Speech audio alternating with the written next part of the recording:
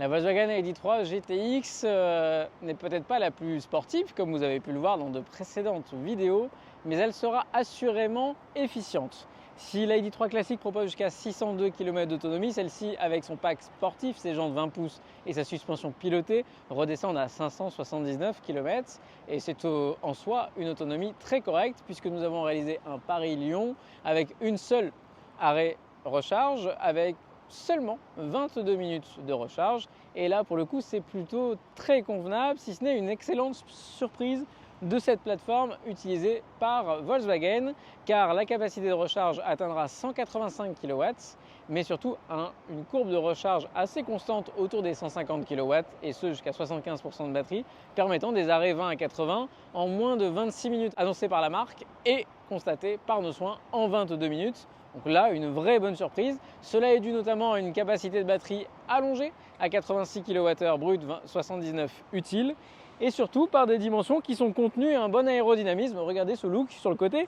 On va retrouver donc 4,26 m de long, 1,80 m de large et une hauteur assez finalement effilée, un look presque monospace. Alors, ça n'est pas forcément la mode du moment, le monospace, mais ça permet une chose, de conserver dans des dimensions contenues un coffre tout à fait correct.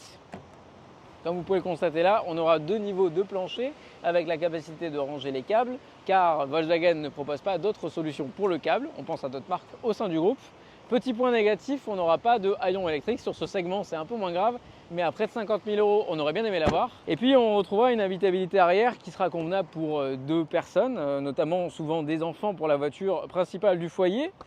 Car avec 600 km d'autonomie et une recharge qui se fera en 20 minutes, malgré son gabarit, ça pourra largement être la voiture principale.